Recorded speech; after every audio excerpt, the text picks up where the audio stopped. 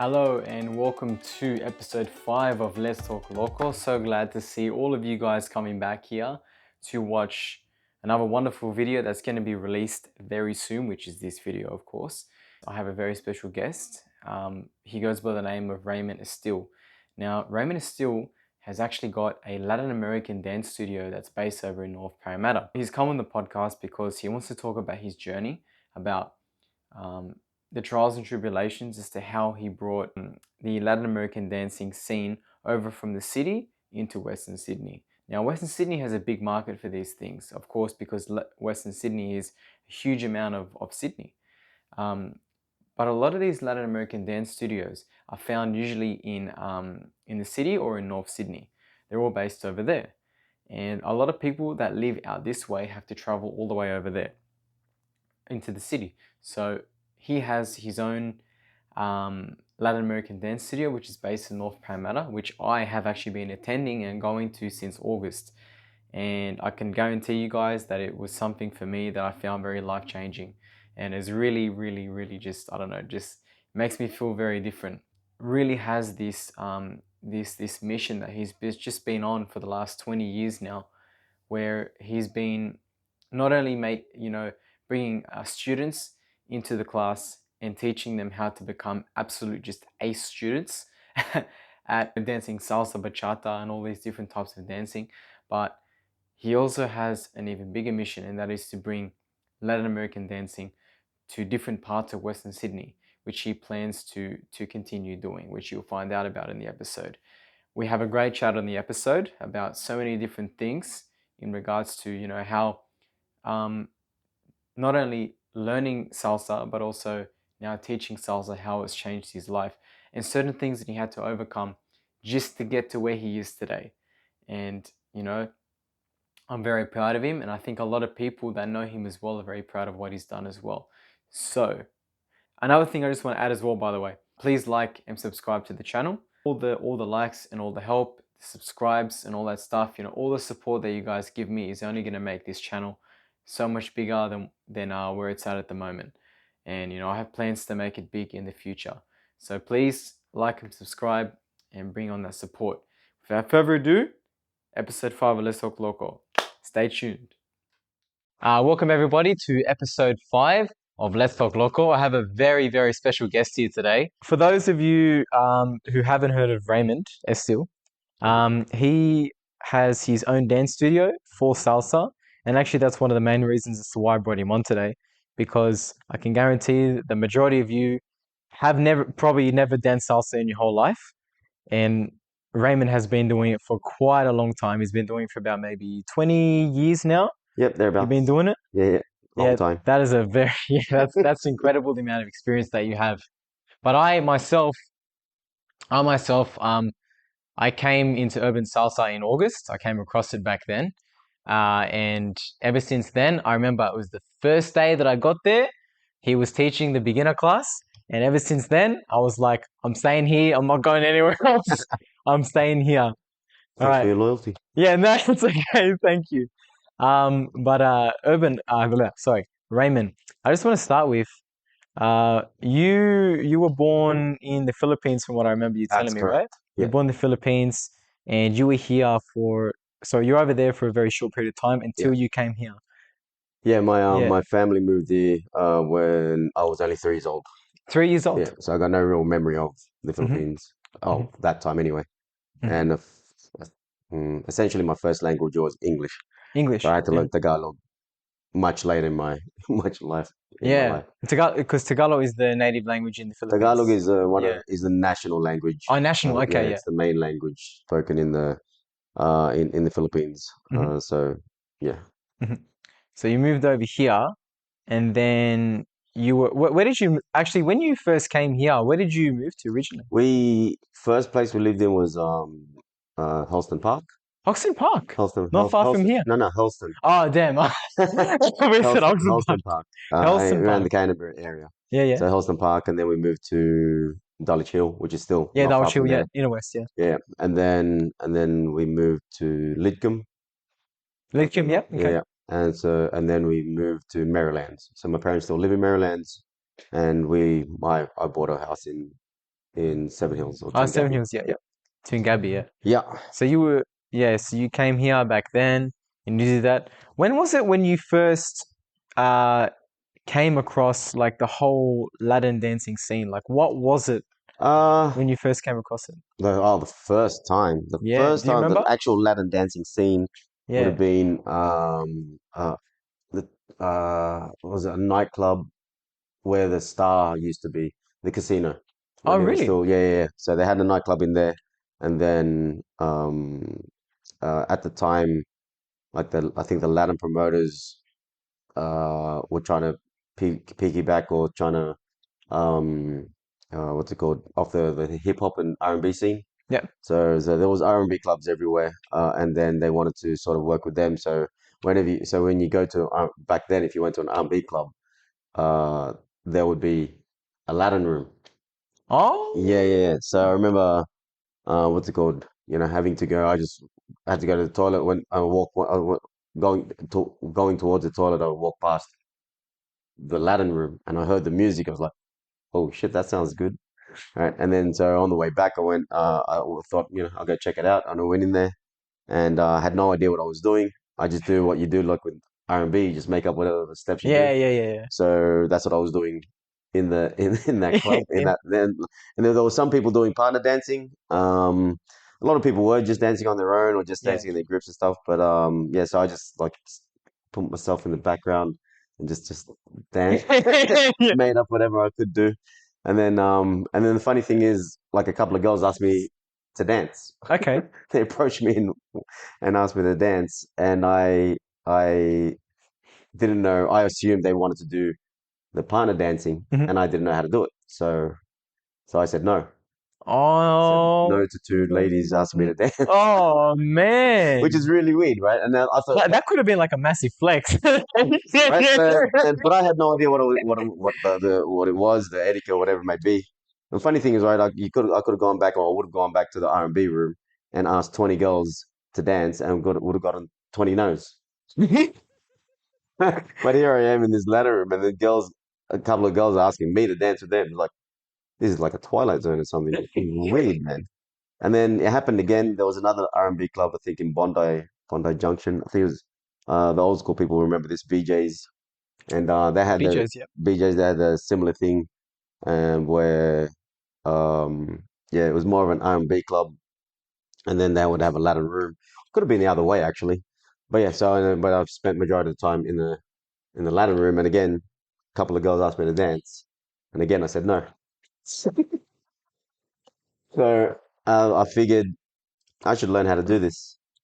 So, and that's when it started. So I checked out a couple of classes. And for me at the time, it was really, really difficult because, see, a lot of people don't believe me when I say this, but I'm very introverted. I don't like the spotlight. I don't like being around people. Essentially, I like my alone time. And being around people, I do. There's part of me that does enjoy it, but it is like, if you look into introvertedness and stuff, it's quite draining, Mm. right? So and we need our alone time in a sense to recharge. So so for me to step and out of my comfort zone and go to classes, and that's the thing. It was a funny thing because I'm so introverted that I didn't tell anyone, so I had to go by myself. So it would have helped if I actually had a friend to go with me, but I Yes. didn't want to tell anyone. So I was in Yeah. a catch-22 sort of situation. So I went and checked out a couple of classes, and the instructors were good, the classes were good, but they didn't have like a real, like a community feel. And for Mm. me, I did my best to not be so introverted, and whenever you rotated partners, and I was like, "Oh, hey, how you doing? My name's Raymond." There's something I would never ever do really, but I really wanted to learn, so I went out there and did it. But the thing was, at the end of the class, because I didn't go there with anyone and no one really knew me, I once class ended, everyone sort of just dispersed into their own little groups, and that's it. I was on my own. I was like, "Oh shit, I'll guess I'll just go home now." And then it was like that for a couple of weeks, of the time that I went, and I went to another school and tried it, and they did the same thing. And back then, there were actually a couple of schools in Western Sydney. unlike today. So there was, if you, I think about it now, there was probably about 10 different salsa schools in Wow. Western Sydney. And were they like really well established back then? No, I wouldn't say they were really well established, but maybe a couple of them were. Hmm. They've been around for years, Hmm. and but now they're all gone. So Yeah, there really is nothing. no, pretty much, yeah. There So is nothing. uh, Well, yeah, there is something. there is, there is There is now, something, there is now. So but and there, it's been a yeah, long, yeah. long, long, long, long journey. So So this time frame that we're talking about now, when you were in your early years, when you were learning, you actually going to classes, is mm, this like in, I think you were telling me, was it the late 90s or was it the early 2000s? when I first tried it, would have been in the late 90s. Late 90s, Yeah, yeah, yeah. when I first tried to do a couple of classes. And then I thought, because it didn't feel yeah, because I didn't really feel that welcoming sort of environment that effectively I needed, uh I quit. I What? thought, no, I don't want to do this anymore. I've tried it, not really liking it, and By so I welcoming you, stopped. yeah. But So sorry, yeah, by welcoming you mean that as in the fact that that community vibe just yeah, wasn't, it just wasn't there. it just wasn't Yeah, yeah, there. yeah, yeah. So like I said, at the end of the Mhm. class, everyone sort of dispersed. No one really talked to, and even the instructors didn't come and talk to me or anything like Oh, that. wow. And that was it. So I thought, well, I don't want to. This not exactly what I what's it called, what I need in a sense, and that part I really didn't like. So Mm. yeah, and then what's it called? A couple of friends of mine. Oh no, a couple of friends of mine, a couple of friends of my now wife. Um, we were at a party, and I got to know them, and they said there's a new class is starting up in Parramatta, and they I guess my wife Sarita told them that I did dabble in it a little bit, I did have some experience in it, so they told me that that they thought I'd be interested, and I said, yeah, yeah, okay, I'll go. Yeah, if we'll I gave him my number, and I said, yeah, give me a call, and when you guys go, and so I came home. What's it called? So few weeks later, I got home from work, and I'm thinking, nah, I don't really want to go. And I thought I was just sitting at home watching TV. I looked at the time. I think the class was supposed to start at 7:30 or something like that. Mhm. I looked at the time. It was like 7:15. Like forget that. I'm Mm. not gonna bother going. And then they called me. And they called you. Man, they called me. It's like, Ray, you coming or what? It's like, yeah, yeah, man. I'm on my way.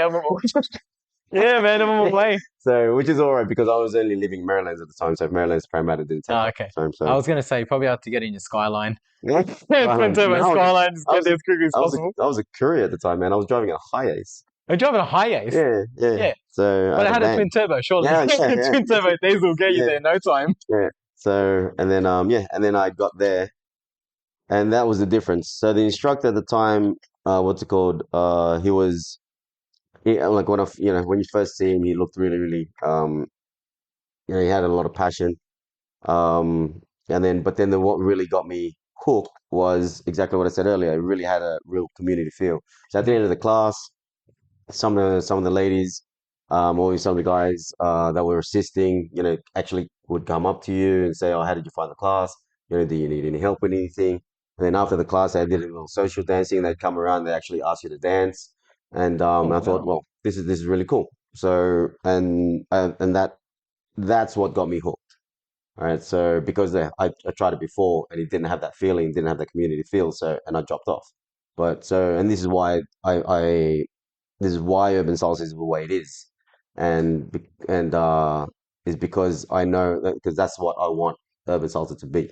Mhm. So everyone that comes in, I try to connect with everyone as much as possible. I try to everyone freaks out on how well I remember everyone's names. Yeah, actually, Right? I did take notice of that. I was actually surprised you haven't gone into like teaching, like actual teaching at a school, because you Yeah, remember the yeah, names like that. yeah. So I remember, Yeah, so I it's remember crazy. practically everyone's names. Yeah, I try to make sure everyone's connected, and even the instructors that I'm training up now. That's one of the things that's really important. So it's one thing to know what you're talking about. It's one thing to be able to explain and break down a move. But just like in school, you go to school, you only remember a handful of teachers, right? And a Hmm. handful of teachers that you think were good teachers. Thanks, man. It's okay. And why is that? Because they connected with you. Yeah. They respected you. They connected with you. And then, and even if you didn't like the subject, because you liked the teacher, you paid more attention, Mm. right? So, right, I actually agree with that. yeah, I had a teacher in school where we were learning science. I mm, wasn't really yeah, into the thing. yeah. But if they connect with you and they know how to communicate Yeah, with you, you actually learn. yeah. I didn't enjoy the subject, Yeah, but I started learning really quickly. I yeah, remember. exactly. So if you, for Yeah. example, if you go back to that and you say you really loved science, Hmm. and then you had a teacher that wasn't really good or wasn't communicating well, wasn't connecting with you, Hmm. you're not going to learn very well. Hmm. So again, that's why I go back to with Urban Salsa. We try to do that as much as possible. That's again, if you can connect more with your student or the people, and even if you don't know the material that well, that's more important, Hmm. right? So yeah, so that again, that's going back to it. That's why Urban Salsa the way it is. And if you look at, you ask anyone about Urban Salsa, that's what it really is. It feels like a Hmm. community.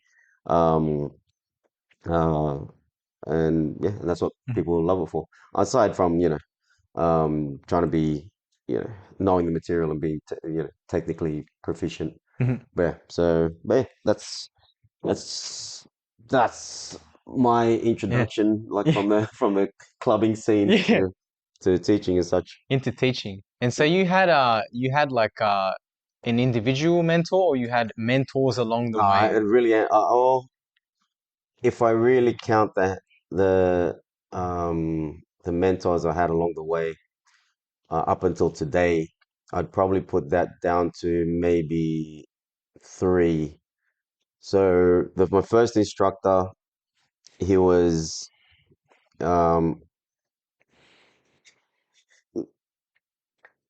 naturally he was my first instructor, so I looked up to him, right? But then after a couple of years, I felt I had to branch out and do my own thing. So I was only with them for a couple of years, I think, and then I started Urban Salsa, Oh wow. and then but along the way, my other two mentors would have been Nestor, um, rest in peace. Yeah, that was the Yeah, guy that was yeah, yeah, doing yeah, that. yeah. Is um, what's it called? Yeah, just recently passed away from bowel cancer, I think it was, and he's been a mentor to thousands of people. Like, is just an amazing individual, Whoa. amazing dancer. Yeah, yeah, yeah. And yeah. So unfortunately, I'm sorry to hear that. yeah, Like it's I didn't realize you were really oh connected well. with him. Yeah. See, I wouldn't even consider us like friends. Like we weren't really close. We were close for a small amount of time when I joined his student team, well, sort of semi-pro team. Hmm. So he started Modus Vivendi, and they had their pro team, and then there was another. He started another team, which is sort of like a feeder team, I would say, to the pro team, and that was the Modus Vivendi project. And they had a student at the time, Rachel, who was actually one of my students from the other school, and she was training with me for some time. So she would actually travel all the way from Vaucluse to Seven Hills to train with me, right? Oh wow. Yeah, Okay.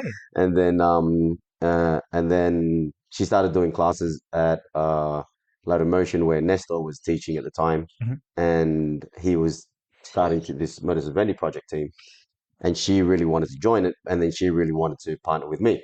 Hmm. So I told her, we'll talk to Nestor about it, and if he's happy with me being an outsider to join the team, then yeah, we can explore that opportunity. And so she went and did that. She spoke to Nestor, and Nestor. Then we spoke to Nestor on the phone. He said, "Yeah, you're more than welcome to join the team."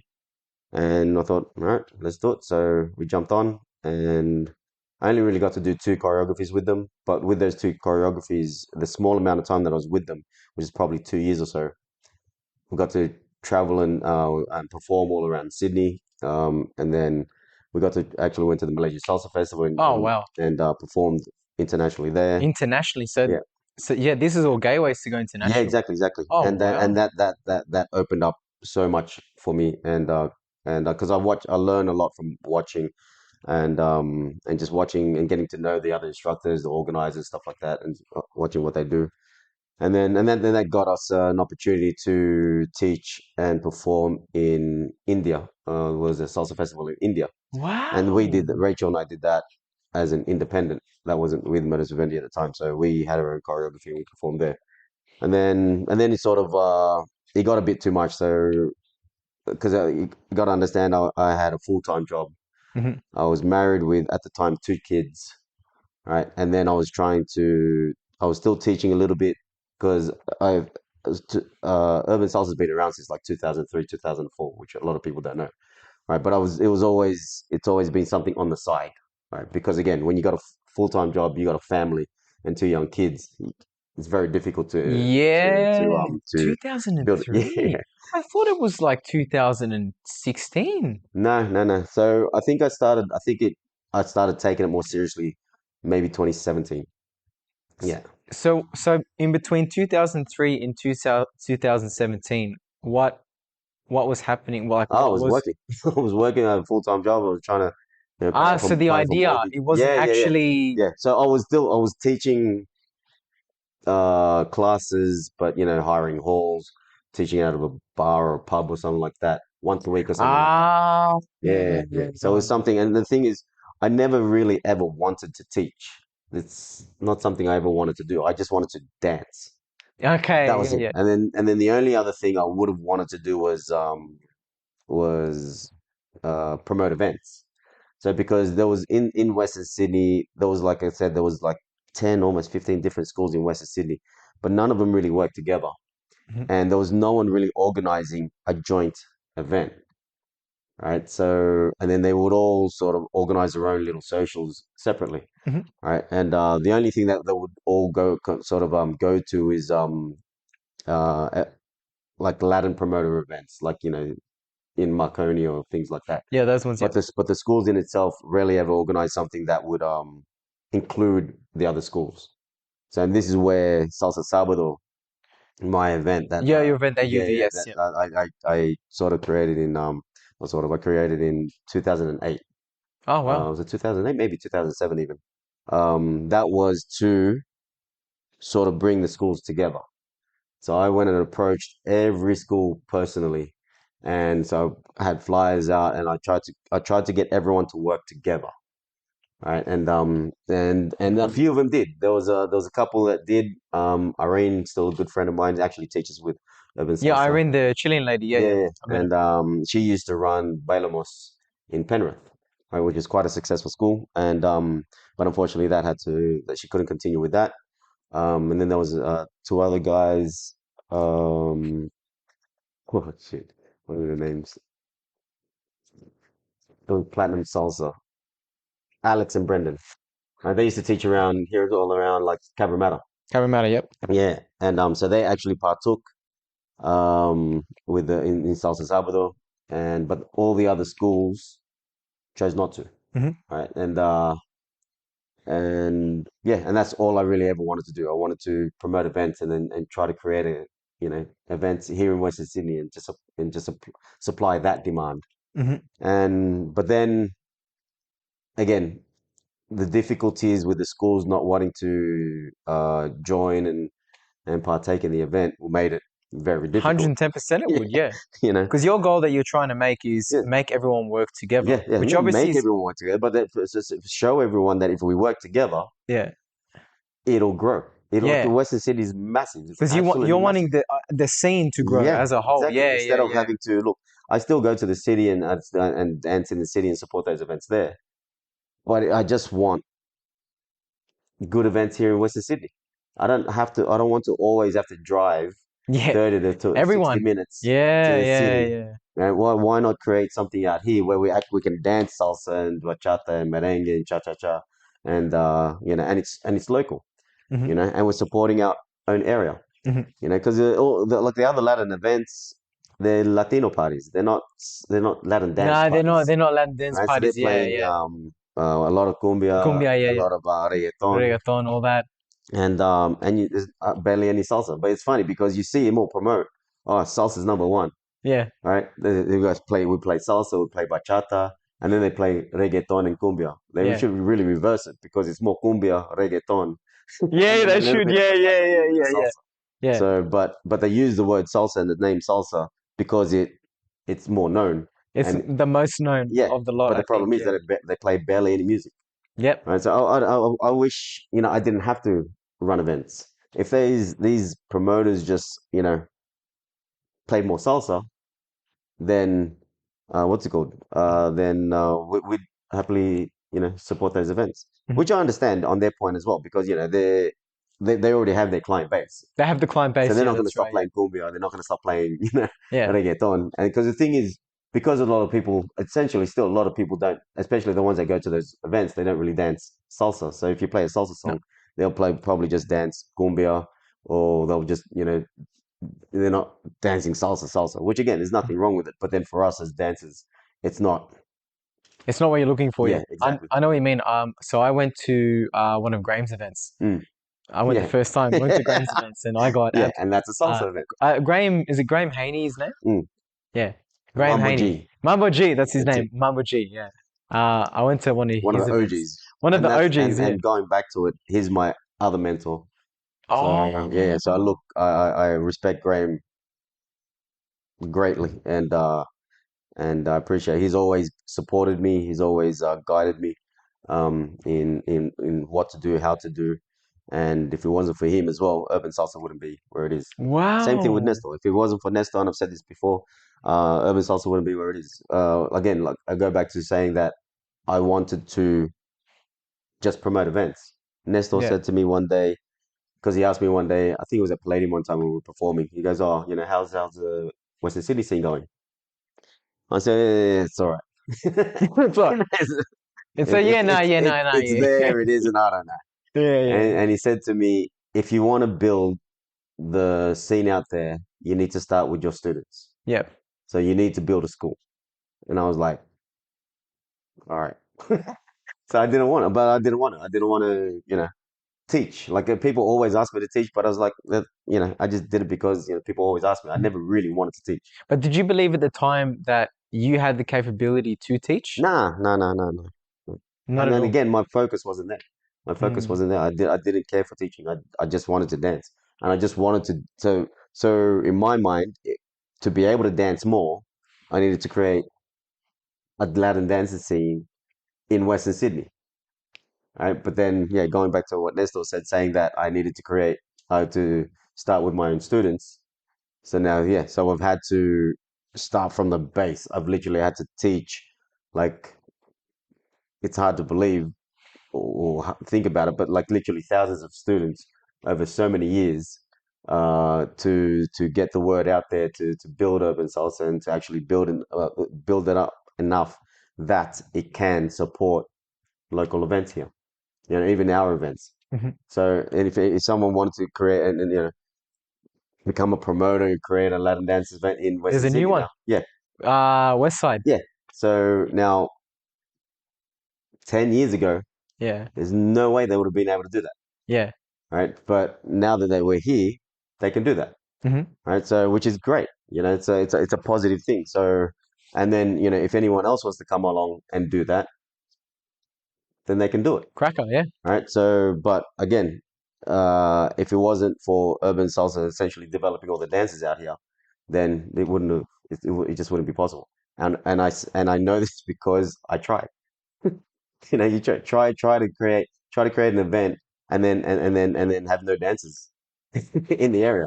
It's just so the journey that I've had to go through Wow. is it has been very, very exhausting. What would you say was one of the toughest things that you encountered on this whole journey that you've had so far with making urban salsa what it is today?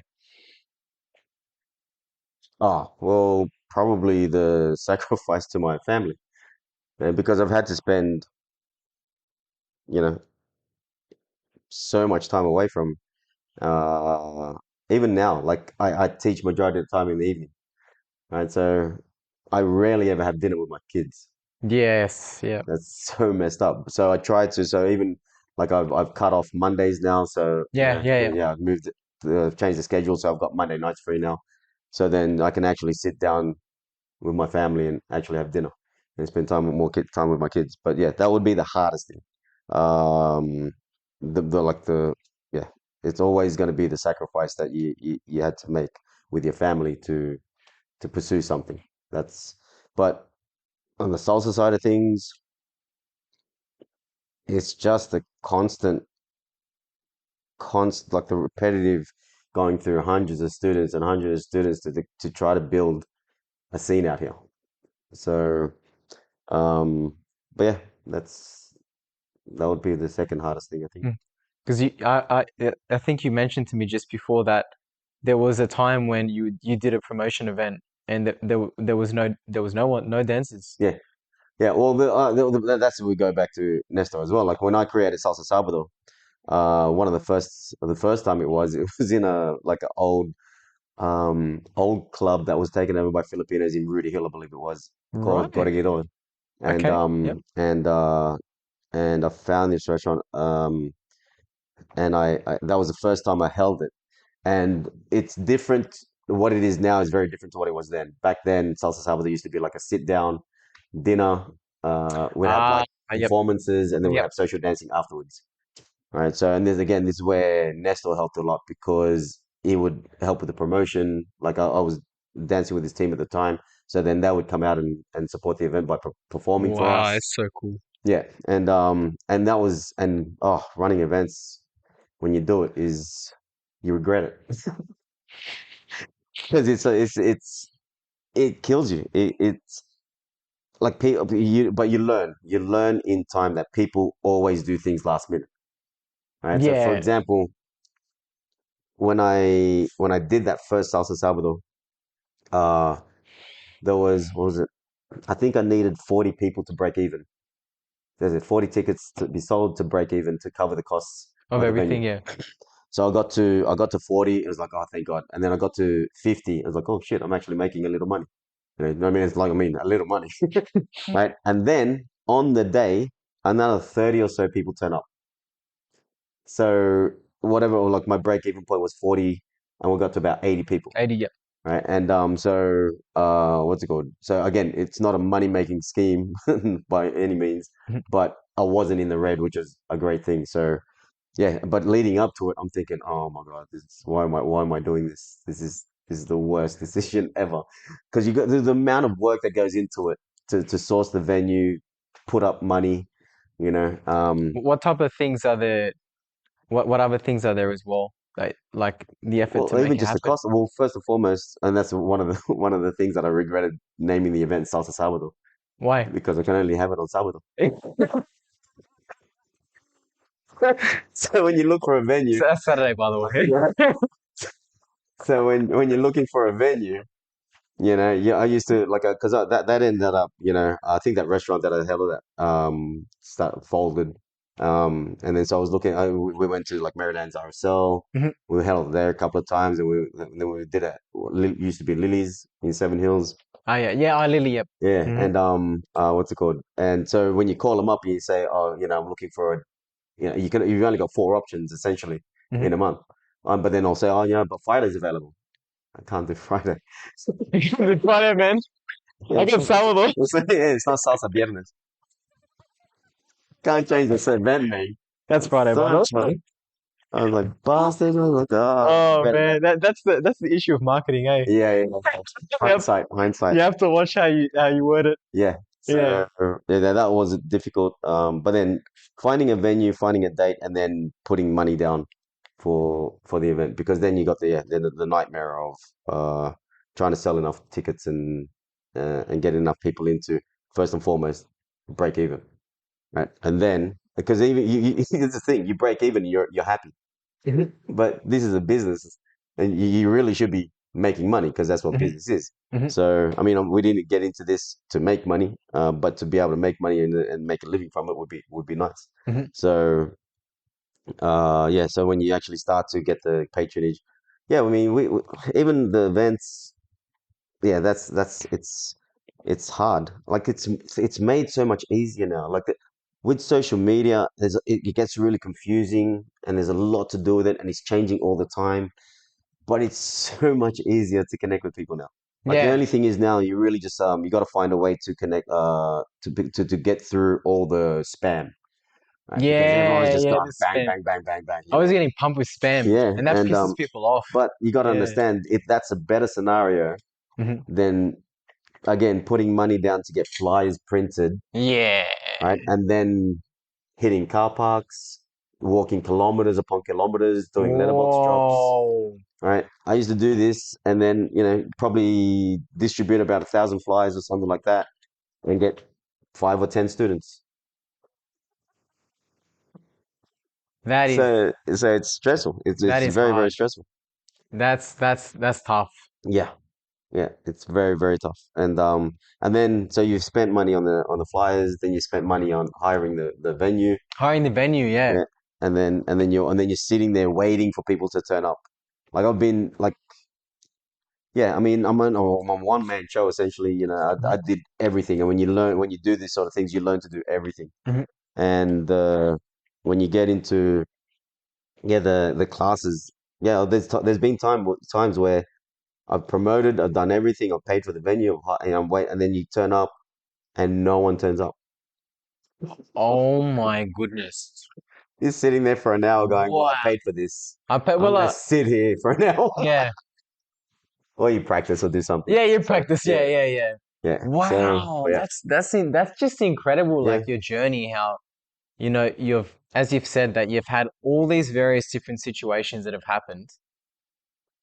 And now, like you're currently where you are today, which is a Oh completely yeah, different situation. completely. So It's incredible. yeah. You had, would you say that, these situations that you had, did you feel like as if it was a situation where you feel like there was a failure, or was it just a learning curve, you reckon, for you? It's always gonna feel like a failure, it depends on how you look at failure. Yeah. Right. How do you see So it?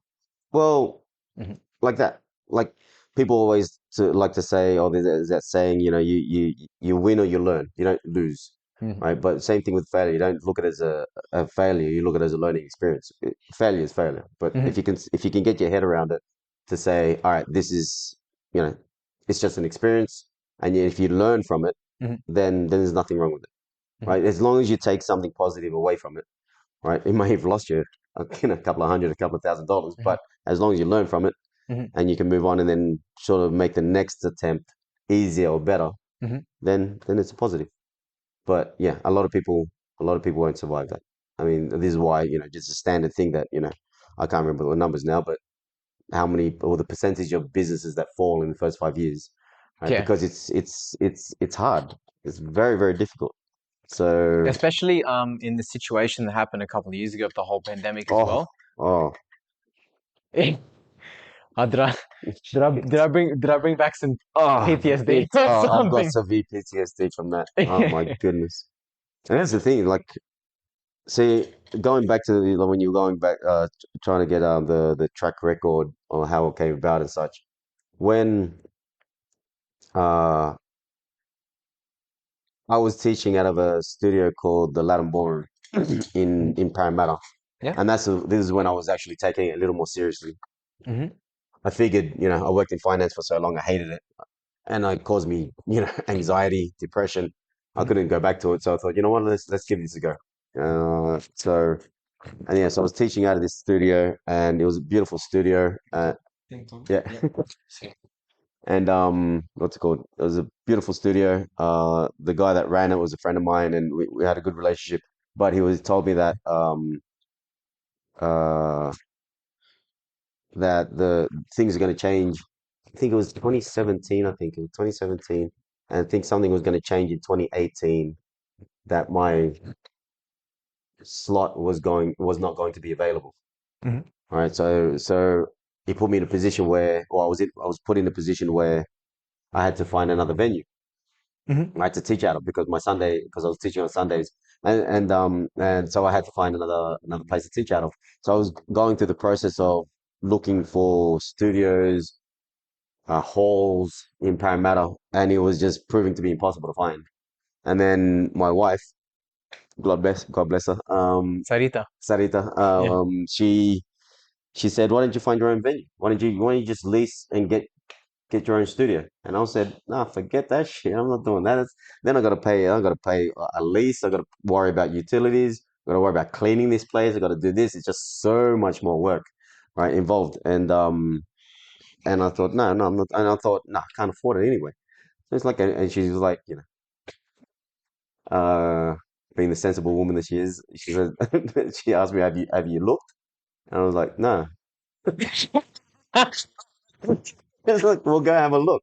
So, so I had a look, and That was a pretty quick solution. yeah, I'm a good boy, so I went and had a look, and I found a couple of places, and I realized, shit, I can actually afford it. Hmm. So I thought, you know what? Okay, let's go for it. And that's so in 28. No, so was it 2018? I think we got it. No, 2019. Must have been 2019. Must have been 2019 because we got the studio in I think March 2019. You had a studio before the current one you have now in Yeah. Paramatta. Is this the one you're talking So about? we were Yeah. teaching out of a studio. I was just renting or hiring a studio called the Latin Ballroom on Church Street. This one, yeah. Yep. And then that was coming to an end, so I had to look for a venue, and then with the help of Sarita, the guidance of my beautiful wife, she said to go look for a studio. So that's when we got this studio in a little mall called Paramall, which is not Yeah. is gone now. But Hmm. so I found that place, and we got the keys to that. I think in on March 2019, and we opened April 2019. Hmm. So from April up to the end of 2019 was going great guns. Like we needed a bigger studio already within 12 months, Wow. right? Did And you carry over the students from the previous place? yeah, of course, Yeah, yeah, yeah, you yeah, carried them yeah. over, yeah. But the problem is that was 2019. What happened at the end of 2019? So we were going nuts. It was yeah, and yeah, end of 2019, COVID happened, Oh my goodness. and it killed us, Oh which killed a lot my of a goodness. lot of a lot of people, and yeah, so we were the first. I believe we were the first studio to close the doors in fear of or in respect to the government things. Yeah, because of course the Yes, partner because dancing, yeah. other venues, other clubs and stuff were still they wanted to continue. I thought, no, I'm not risking my students' health for you know. Hmm. So yeah, and then that was, oh man, that was difficult. Then we were required to wear masks during classes, which when you're dancing, can It's be I very mean restricted. it's not very, It's yeah. not nice, all right? It's not nice to see, yeah. And then I've got to teach. I'm teaching. I'm yelling, and just the heat of for Yeah. 3 hours straight, and Yeah. dancing as well all the time. And then what's it called? And then we were limited to 20 students per class. So we were getting at least 30 to 40 students per class. Right? And Wow. the studio was packed, and then yeah, we had to limit it. So then even when the beginning, when we were allowed to reopen, I had to create another beginners class at 5:30 to Compensate for what not so they much not so much compensate, but to adhere to the rules. adhere to the rules, yeah. Yeah. So because we'd have 40 people registered, so I can't You can't do it fit all it. at the So same I had, time. yeah, and then we always encourage all other students in level 2, 3, and 4 to do beginners again, and then we'll do the lower levels, as you know, and so we couldn't do that anymore. So Mhm. everyone had to be in their one class that they were in, and then we had to monitor all the numbers and everything like that. Oh my goodness. It was just a pain in the ass, but we made it through, and then what's it called? That lease came to an end. So 2019, 2021. I think in 2021, might have been 2022, or maybe earlier. Anyway, Mhm. yeah. And then actually no, the lease didn't come to an end. We had to get out of there because the building was getting knocked down for the metro. Oh, yeah, understood. Yeah, so I had to look for Wow. another studio, and that's the studio we're in now in North Mhm. Paramatta. And so it's a beautiful studio. It's even better than the previous one. Mhm. But yeah, but the problem with that was when we got the keys. I'm losing my years now. Might have been 2021 or 2022, like in Well, June. 21 we did cop a second lockdown. Yeah, but Yeah. like when was the last one? Was it 2022? I think it was The 2022. lockdown? Yeah, was that 2021 June it started. was it Yep. And it ended in 21, 22, 23? Oh 2021 yeah, in yeah, October 2021. from Yeah, memory. so I would have gotten it. I would have gotten the keys June 2021. Oh, Jesus. Dude, if there is a God in this world, he just doesn't want you to, he just doesn't want you to bring it Yeah. to Western Sydney, does he? Just doesn't want you to do it. So yeah, so I got the key 2020, June 2021, and then the LGA lockdowns came in. That was the big one. LGA. Yeah, the Yeah, yeah. the local government We, we area. we know a lot about that in this area. Yeah. We know, So we yeah, know a so lot about that. I got the keys. I spent 10 G's on the floor. Oh wow. Got the mirrors all installed. I did all this. I got the studio ready to be launched in July.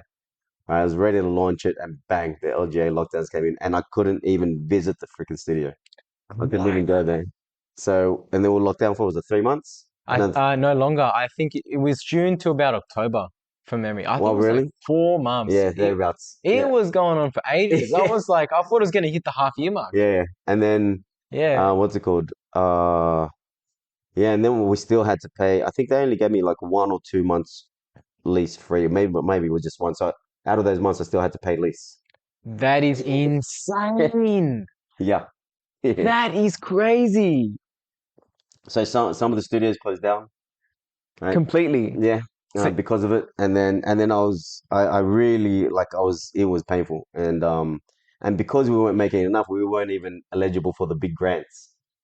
So like I wasn't eligible for any of the big grants. It was what? yeah, it was messed up. So and then what's it called?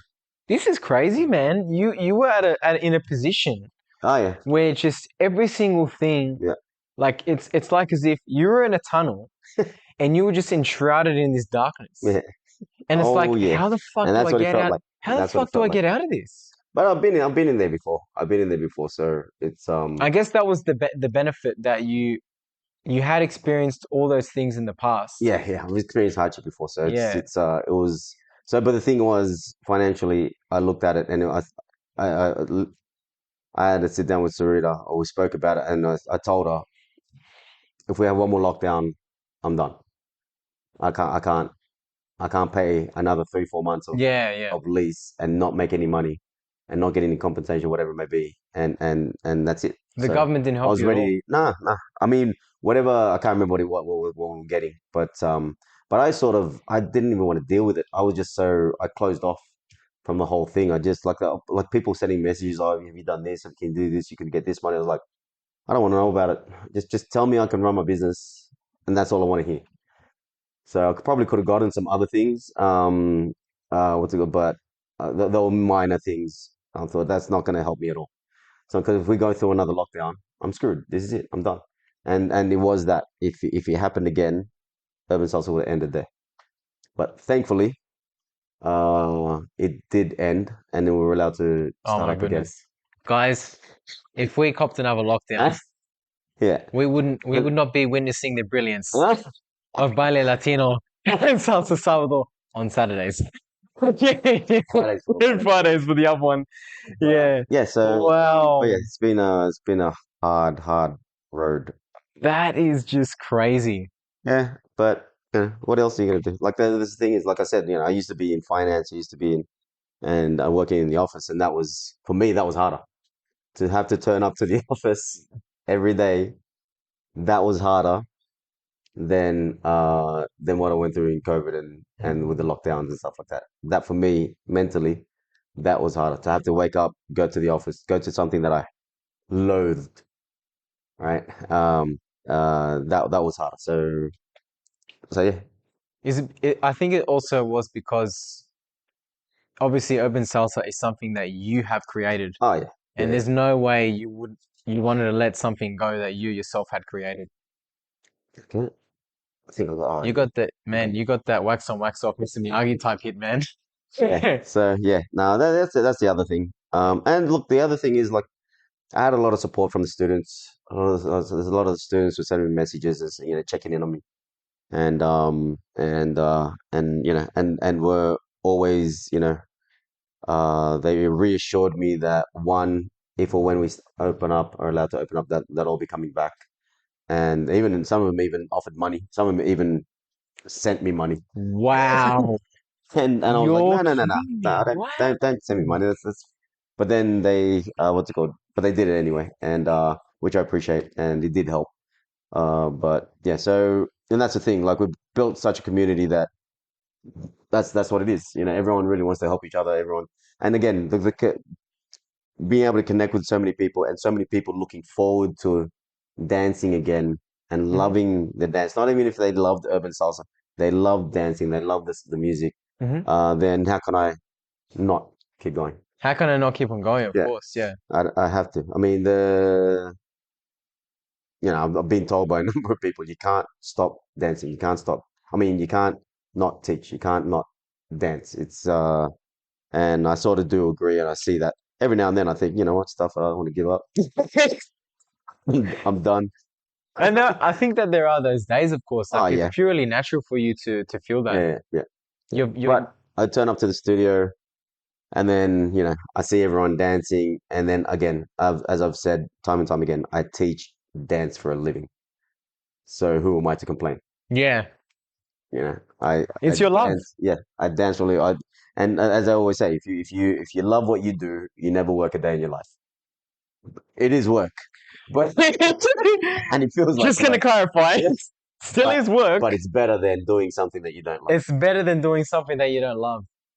I think that's a it really is a wonderful story. Like, you talking about how you started, you were in that club back in the Yeah, 90s, and you had no yeah. idea what you're doing. Nah, And it hell, sounded like back then too, you were into like your R&B, and yeah, I've yeah, heard yeah, you talk yeah, about rock as well, yeah. but you weren't into anything that really involved partner dancing at all. Nah, no, no, no. And I had never no in a idea. million years Nah, would you ever think to yourself no. If you that told you'd be me 20 years ago that this is what I'd be doing, I'd laugh at you. I'd probably hit you. Alright. Well, But that's insane. But yeah, so yeah, it's amazing to be where I am and to be Oh, able to do what I do. So, but again, it's still a lot of work involved. mhm, I mean, we got a lot of plans to mhm. still like Western Sydney's massive, so we've got plans to It to is to humongous, expand yeah. Hmm. and build it up even bigger. So and that's why at the moment we're training. I'm training some instructors at the moment, Hmm. and I just recently trained up over the last year. They just started in June last year. Hmm. Jose and Marco. Jose Marco, yes. Trained them up to DJ now because effectively I don't like DJ. Hmm. I do it again like with this whole thing that I've done and uh having to DJ is just something I've had to learn to do Hmm. and it's out of necessity, not out of want. But these Hmm. guys wanted to do it, and I Hmm. thought, all right, you guys want to do it? I'll show you guys how to do it with my limited amount of knowledge of DJing. Like I'm not a Hmm. I've only ever done like Latin. Not a freak on the decks. No, no, no, no. Hell no, no, no, no. I mean, it's there is an art to it. There is knowledge to it when it comes to Latin DJing, but it's not like it's not like the dance clubs, the R&B clubs where you're beat matching. Hmm. You live. Because with salsa and bachata, you want to hear the beginning of the song, you want to hear the end of the song. Yeah, Right? So you're never going to merge or beat match two songs. never, no. So and that's one of the hardest things about DJing. Hmm. But to be able to have knowledge of the music, the genres, and monitoring the floor and making sure that everyone's enjoying the music. Hmm. Then that's the part of that you need to learn about Hmm. when you're DJing for a salsa event and such. Hmm. So and that I have sort of helped them with, and now we're going to Cebu in Cebu, yeah yes, this is the next big yeah. thing. So going to Cebu in April, and Marco's coming along. If Jose was coming along, he'd be DJing there as well. But Marco's Yeah, DJing there now as well. So yeah, it's, that's huge news yeah, coming out of the school, yeah, yeah, yeah, out yeah, of yeah. Urban Salsa. That Marco, who's only been there for just over a year now, has it been? Thereabouts, yeah, I yeah, think yeah. about a year. Year and a half or so. He's gotten to an exceptional level Oh yeah, in yeah, such yeah, a yeah, short yeah. period of Ah, time. he's passionate He about it. he is phenomenal. Yeah, he's passionate about it. So he's got a lot of potential in that. And to be able to do that, and still, because I don't expect anyone to think, oh, I want to give up my career and become a salsa Yeah, instructor yeah. or salsa DJ and whatever it is. And but for him to be able to do this, and same with Jose and anyone, all the other guys in the Mhm. crew, to do this on top of their full-time Full-time work, job yeah. and their life, it's exceptional, Hmm. and it's very, very much appreciated. And without them, urban salsa wouldn't continue to grow. Hmm. So The community, I think you learned early on when you started this whole process, when you were learning at that first studio. mm, I th What's great about the fact that you were turned off from it Yeah. is that you learned that community truly is Oh, yeah. everything. It's a big thing. And it's not just in that, it's in a Yeah. lot of things. Yeah. But if you look at all the other big studios, all the other Yeah. successful studios, that's generally it's the same thing. It's the Mhm. same thing. Right. So, but the thing is, like, I never had the luxury of learning with any of the schools in the city. Because I had a full-time job, because I had a family and a mortgage to pay. Uh, what's it called? I never did classes with those guys in the city. I only did classes with this one guy in North Paramatta, and then I Mhm. eventually branched out and did my own thing. Mhm. So I had to, whatever he taught me, I had to relearn myself. I had to teach myself. Mhm. I learned a lot of stuff. You hear a lot of people say, "Oh, I learned on the dance floor," but I literally did it. I would half the night I would be sitting back watching other people dance, and every dance I explained this in class. Every dance I had then, even today, I try to make the best possible dance for myself and my partner. Mhm. So and then I'm always trying to improve, and Mhm. that's one thing you always have to do um because there's always room for improvement. There's always like how you do your technique and how you lead. Mhm. It's continuous. Mhm. You never ever hit your peak. There's never a time where you don't have to learn anymore. Mhm. Right? And that's the mistake that a lot of people make. In anything that they do, right? Mhm. Including salsa. So Mhm. so if you want to maintain that, what's it called? So even if didn't want to learn more, you still got to maintain your knowledge by continually going out social dancing. Because Mhm. if you stop doing it, then you know, as I say, you use it or lose it. Mhm. So if you stop using it, you're gonna lose it. Yeah. So, but for me, it's always trying to learn, always trying to, and that's why I love salsa so much because it's never ending. Yeah. There's never gonna be a day. It's infinite. Yeah, it's never gonna be a day where I'm gonna go into the studio, or I try to dance, or I try to do something where I've learned everything. It's impossible, Mhm. because it is continually growing. Mhm. There's always something more to do. There's always something more to learn. And um, and that's the beauty of it. So and that's the thing. And that's why I think a lot of people enjoy it as well because it's constantly challenging. Especially okay. I like to have some input in this. I like to have input in this. Yeah. So yeah, I've only been dancing for about 5 months now. I'd say in total.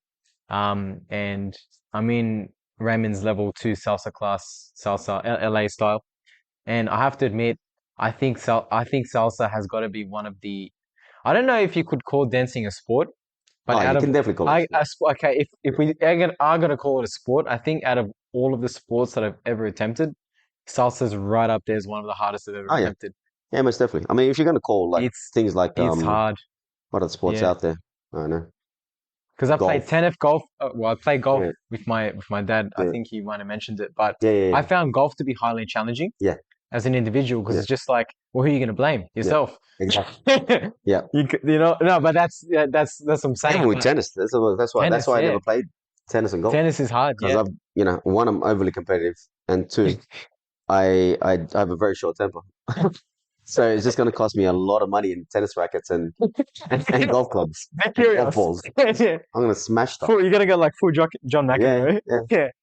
But but salsa is it's I think it's challenging because it's one of those rare things where you got to connect with someone else and hmm you also need to allow it to flow. yeah, And the other thing, and I think one of the things I really, really appreciate the way how you teach as well, is because out of all these sports that I've been taught in my life, for a lot of the coaches that have taught me how to do them, they've always focused on technique, hmm basics and techniques yeah, of everything. And that's something that you instill yeah. big time at your school, A which little too much sometimes. a little too much, but I personally love it because, there's people around me and you might not hear these conversations, Right. right? Because there's a lot of students, but I've had conversations with people that have been dancing and have been learning at different schools apart from yours, and then they've just come to yours only recently. And they said to me that if you're a person who's starting out with salsa right from the beginning, Mm. this guy right here, Raymund Estil, is the best guy in the whole city to go to learn Oh, appreciate that. because of how like strong he is with learning all the basics and the fundamentals to bring it all together when you start doing the more harder Yeah, turns, the hammerlocks and stuff, yeah, which I've heard you do in like level 3, level 4 in that. yeah. There's one of the things. Yeah, there's plenty of Yeah. There's a lot of stuff. But I think it's one of the hardest things I've done, and I'm still at that point where I'm just like, Oh yeah, I gotta it's get a, like your wife said it to me perfectly, Sarita. She's like, I was the same, just like you, Michael. I was like so frustrated, so angry. I just couldn't get there. And sometimes I walk out of there after a class, and I'm frustrated yeah, because yeah. I'm like, damn, like why do I keep on doing the same thing? And Mm, it's another thing that you mentioned is that as when you're starting out, you get stuck in these motor patterns. yeah, And because the motor pattern's the same, and because the new thing that you're teaching is something that's just slightly different, when the music's on and the music fast, yeah. and you're at the beginning and you're just Yeah. starting to do everything quickly, you get stuck. Mm, And I found for myself that as the leader, because in salsa the male has to lead and the female follows, um, you get stuck in those things. But once you start to break out of that, and I think another thing I realized too is when I come in more relaxed oh yeah, yeah. Most into the definitely. situation, Yeah, that's just natural. it's so much easier. But then sometimes I'm stressed. Mm. Yeah, well, Yeah. it's hard not to be stressed, but it's Hmm. like that. You said you play tennis, you play golf. Hmm. Imagine going into that stressed, right? Hmm. You gotta focus on and just focus on what you got to do, Hmm. and be a little more relaxed, and then try to start having fun with it, Hmm. right? Because at the end of the day, it's a dance. Yeah. Your It's life doesn't supposed to be depend on it. fun. Yeah, Your life doesn't no, depend on it. it doesn't. Yeah, you're not Yeah. getting paid for it. You're not competing with anyone, Yeah. right? And so you really should just try to relax and enjoy it. But again, I know how difficult that is. I was a beginner at one time as well. Even now, when I try to learn something new, it's incredibly frustrating. Hmm. But I know the process now, and I trust the process, and I just got to keep going at it and at it. Hmm. So because yeah, it's all got to do with practice. It's all I don't know much about the brain or neurosurgeons and stuff like that. But you hear about this the neural pathways, Yes. right? So and you're just building new neural pathways, and some of them Yes. haven't Yes. really That's what it connected, is. or Yep. they're not a strong bridge. It's not Hmm. a strong connection. So as you'll start like this, and then it starts to connect, and then as you practice, it becomes stronger and stronger, and then that's when it becomes muscle memory. That's Yeah. when it becomes like you don't have to think about it anymore, and Hmm. you can just do it. So whatever you do in life, that's always the process. The difficult thing with salsa, no, one of the main difficult things anyway, especially as a lead, but even for the followers, you're learning so many different things at the one time. Yes. So you got to learn the footwork. Then Yeah. for the guys, you got to learn how to lead. For the Yeah. ladies, you got to learn how to follow. And then you can talk about tension and connection. There's a Yeah. whole lot of things. And don't put your thumb on their Yeah. on their And with hands. the Yeah. steps, you got to stay on the balls of your feet. You got to compress. You got to do all this, and then Transfer of body weight. yeah, and then Yeah. you got to listen to the music and be on time. Right. So it's like for the guys, I joke about it all the time in class, but it's true. Like it's just a stressful time for the guys, for the leads anyway. Yeah. At the beginning, and Mhm. when you see all the ladies, they're in class going, "Oh my gosh, it's so Oh much my fun!" God. Oh my God. I'm definitely going to While level the three guys next term. while the guys are sweating, going, "Whoa." So it That's is, me. Yeah. yeah. And but That's that's it's yeah. natural. So, but then that's why again we encourage everyone to do the beginners again over and over Mhm. and over again. We encourage everyone to do the level 2 over and over again. So don't ever get to level 3 or even my level 4 students. I tell them do beginners again. Mhm. There's always something to learn. There's always something to get better. Mhm. Right. So and when you talk about technique, that's it. That's your fundamentals. That's Mhm. um that's what's gonna get you there. That's what's Mhm. gonna get you um it's what's gonna make it easier for you. Mhm. Right. So but if you don't practice, then it's always gonna be Mhm. difficult. It's always gonna be difficult. Mhm. So and then if it's difficult, it's not fun. As I always Yeah. say, it's a lot more fun when you're good at it. Yeah. And that's across the It board with is. It anything. is. Yeah. Right? You see, like when you're like, for myself, like Mm, when I'm at the socials and I see the people that are in level 3 and level 4, yeah. and then the people that have been dancing for years that just come to the Mm. studio support you. One example is Zaim. Oh yeah. He's just, Yeah. he's crazy. He's a boss. He's just a boss. It's just insane what he 100%. does. He's been with me for so long since we were at Yeah. the first studio. Mhm. Um, what was it? Guess what? Probably since 2016 or 2017. 2016. Yeah. And he's my longest running student, and now he's teaching. Wow. So and he had a lot of difficulty with it as well in the beginning. But now he's one of the best dancers in our school Hmm. and in Western City in a sense. And yeah, he's just an amazing dancer. Hmm. So but that's because he's put thought into it, he's practiced, and he's just followed the process. Hmm. And he's a perfect example of what you can achieve if you just go through the Hmm. process and you trust the process. Hmm. Right? When you start to think, oh, I don't need to do it anymore, I need to do this, and you try to think, oh, I'll do it this way. Hmm. No, it doesn't work No, that you way. lose. Yeah. It doesn't work that way. You always have to, you have to adhere to the rules Hmm. first, get really good with that. Once you get really good with that, Hmm. then sure, you can become creative and Hmm. play around with it. But you can't play around with it when you haven't mastered it yet. Yeah. Right? So it just doesn't work that way. What do you think is the one of the more harder basics that people struggle to learn in your beginners classes that you teach? What do you think is the hardest? It'll always be the lead and follow. So for Hmm. the guys to be able to lead and the ladies to be able to follow. Hmm. So the guys got to be able to be able to take control and be comfortable, like have enough tension and but be able to connect, Hmm. right? And then for the ladies to be able to relax and let the guy lead, Hmm. right? So and that's I always joke about the ladies got to really control for 1 hour in a in a week, but that if anyone stepped in that position and had to follow and had to, had to be at the mercy in a sense of someone else, anyone would find that difficult. Hmm. They're very, very difficult. So yeah, it's always going to be the lead and follow, and that's the hardest thing. I get a lot of people that come in from, oh, I've done hip hop, I've done Zumba, I've danced for years, I've done ballet, that, but a lot of those things don't involve partner dancing. Hmm. So you Not at might, all. No. so you might be able to hear the music, you might be able to reflect the music, you might be able to learn the steps a little bit better, but you've never done the lead and follow. So you're still a beginner. Hmm. So you still got to go back there. You start from the absolute Hmm. beginning, right? And learn how to do that because without that, Hmm. you got nothing. And it's like having a car without a steering wheel. No, just use a wrench. Just use a wrench, Well, you man. got a steering wheel now. Yeah, yeah, yeah, That's what yeah. the wrench is. That's I get actually, yeah, that would be a thing, yeah. That's like when you're doing the crossbody lead, but like you don't clear you're not you're clearing the line like way too much. Yeah, Yeah. yeah, yeah. There's a lot. There's a lot of things there. And then on top of that is, adjusting, being able to adjust from one Hmm. lead and follow to the other. Hmm. And because not any one and any two people dance the same or follow or lead No, the same. completely different. So you got to adjust. You got to adjust. And this is where you learn to connect with your partner.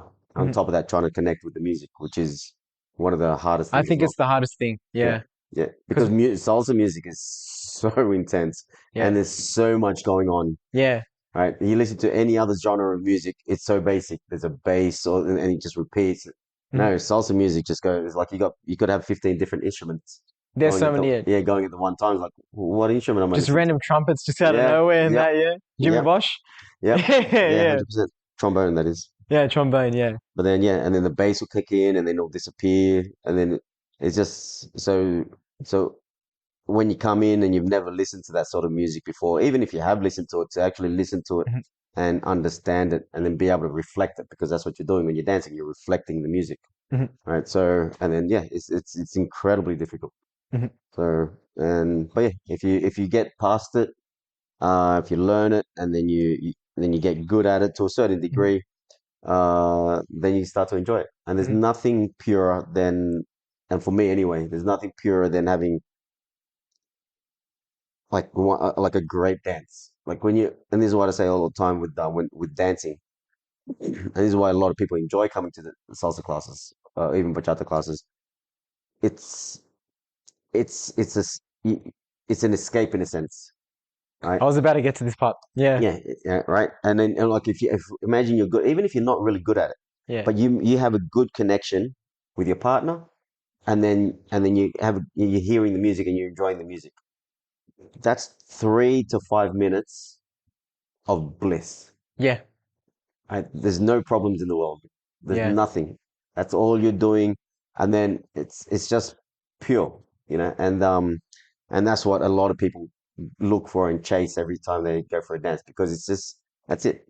And then when you get really good at it, then you're just doing that over and over and over again. And it's repetitive. Yeah, and then it's just you just got a whole night of great dances. Pure absolute fun. Yeah. Yeah, yeah, and you see it. People aren't on their phones. They aren't on their devices.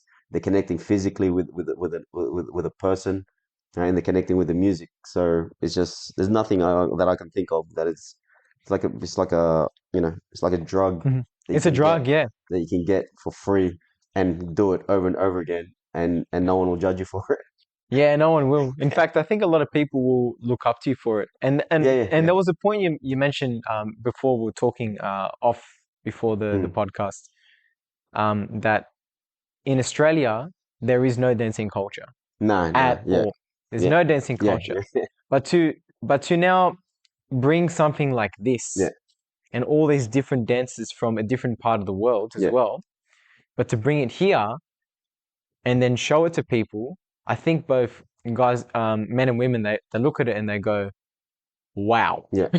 I'm sure they're more wow, accepting of it. They're much more yeah, accepting of it now. When I first started as well, mhm. like that would have been 20 years ago. Even now, you still get it. People joke around. Oh, you're getting ready to put your tutu on, Raymond, and you're getting your dancing shoes on. All this stuff, all these jokes, yeah." but then they just, one, they just make it fun, but some of them are just it's just ignorance, and then I think it's jealousy as well, man. yeah, yeah, there's probably maybe a bit of that, but yeah, Yeah, really, it's just mainly ignorance. But the thing is, it's still not that known, yeah, right? yeah. It's big, it's bigger than it used to be, it's bigger than it's ever been, but it's still not that well known, Mhm, right? So, even bachata, I'm trying to promote bachata as much as possible in Western Sydney, mhm. but no one's ever heard of it. Yeah, It's very rare to find people that actually know what it is. mhm. You mentioned salsa, even if they've never danced it before, they know what it They'd heard is. of it, They've yeah. heard of it, Mhm. right? Or they even know someone that's done it, right? Yeah. So, but with bachata, no one's ever heard of it. So it's still, again, it's as big as it is, it's Mhm, still mhm. pretty unknown. The So, the biggest drive I've noticed of bachata really is in on a global sense mm. is social media.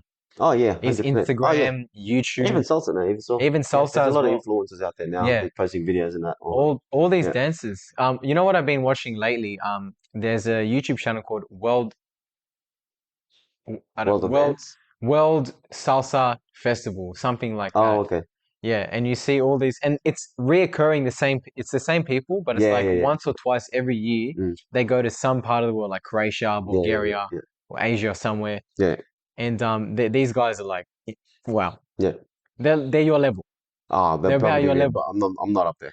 Yeah. I'm not up there. I'm nowhere near up there. I'm nowhere near on the world stage of dances.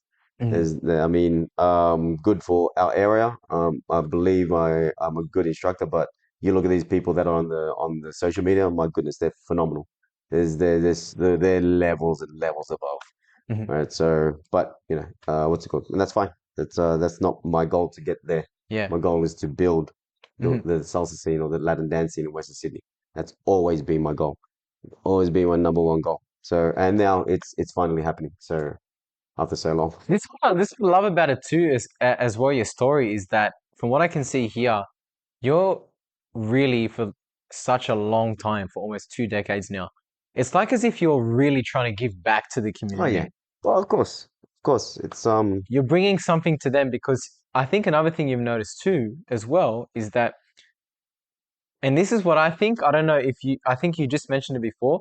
I found that all these events, the classes and all that stuff, I find that it's like an escape from the reality of life mm, because there's so many things that are going on yeah, in people's lives that sometimes we need to just get away yeah, from yeah, that, 100%. the normality of Yeah, life.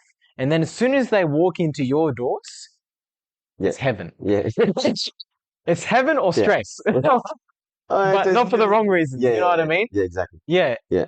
Well, that's the thing. yeah, It's everyone sort of uses that sort of analogy where it's an escape from reality, but yeah. it's not an escape from reality.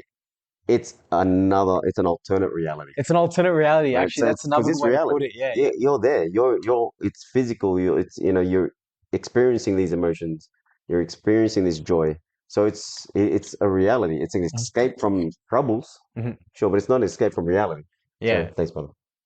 But yeah, you know what I mean? Mhm. So, and it's and that's what's so beautiful about it. Mhm. But yeah, again, like you said, giving back to the community. If that wasn't part of it, I probably wouldn't be doing it.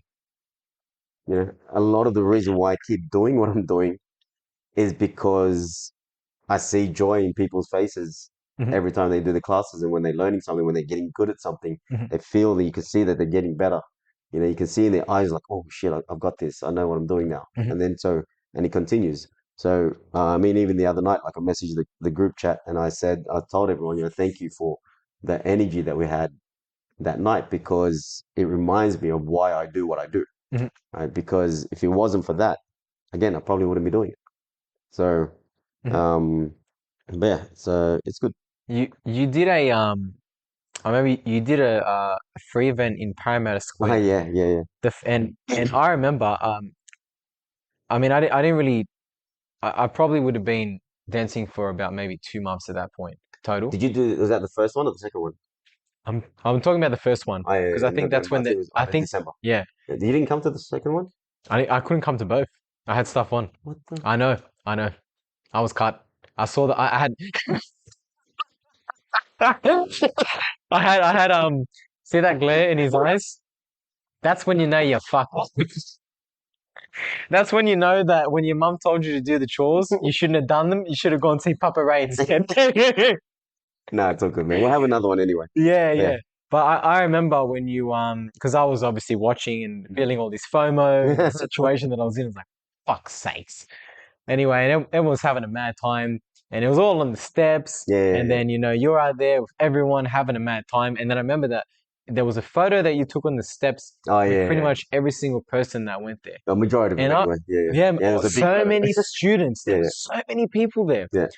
And I was just sitting there looking at this, right? And then I started looking at this photo and seeing, I think it was more than 50 people Mm, for sure, yeah. way more. And I was looking at your face, and I was just thinking, he's worked so fucking hard just to get to this point. And I didn't know of the All the other situations that stuff. you dealt with Yeah, until obviously now yeah. today. But I had that, I saw that look in your eyes, and I was just like, damn, like this means the absolute world to Oh yeah, him. I could 100%. clearly see it. Yeah, And it was within the community that you've been Parramatta, you've been surrounded and you've yeah, been in Parramatta for so long yeah, doing these things, and to now have it out in the open yeah, yeah, as well. yeah. To actually come together. Yeah, most definitely. See everyone It's come been a together in the long, community, man. it's been a long, long time. And it's been a lot of work. But yeah, it's been worth it. Whatever troubles I've gone through, whatever hardships I've been through, Hmm. it's all worth it. When you see everyone dance, you see everyone having fun, it's Hmm. all worth it. You should even the second one we had, Hmm. I think that was in January. That was even I think there might have been more people there. Hmm. But so we're having another one. I've got to confirm it yet. So it might be in May, I think, Oh, because mate, yep. yeah, because Because of April's too busy. what's gonna happen then when you go over Oh, seas? we got the holidays anyway. We got the break. School Yeah, holidays. yeah, yeah, yeah. Okay. And that's why I'm able to do the Cebu Festival. Because it lands in the school holidays. If I could do more festivals, I'd do it. But Yeah. look, I got kids. I thought Peter was gonna take over again.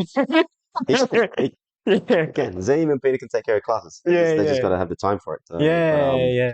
But yeah, no, they're phenomenal. But yeah, so hopefully we can do that again in May, and yeah, and continue with that. So again, we got plans to increase the number of classes, branch Mhm, out, create more events, bigger events, and yeah. So I mhm, mean, like I said, we've already got two DJs essentially, mhm.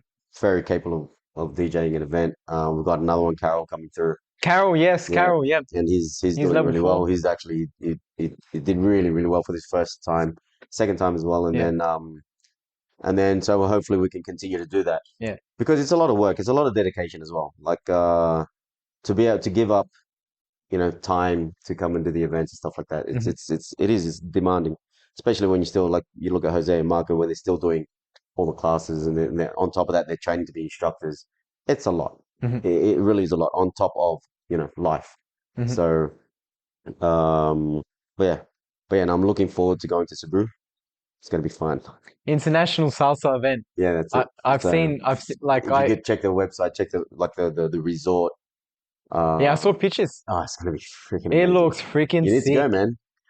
I, It's wa- not too late. I want to go, but then I started, the problem is I started this new role at my work, Oh, okay. and I'll be really honest with you. The second reason why, um, I see it as a massive opportunity, but for me personally, I think before I go to an event like that, I want to be at a higher level Oh, yeah, I understand. of competency. Yeah, yeah, Yeah, that's understandable. I want to be at a much higher level. I think because We'll keep coming to classes. I got to keep on coming to classes. Keep Yeah, practicing. yeah. Got to keep on going. Got to keep on getting called out in class by Papa Ray when Get he's like, get called out on your how do podcast. how do you even taking the piss now? Well, how do you actually that's another question to ask you. How the fuck, right? Yeah, Yeah. you got like more than 50 people that are in our level 2 class.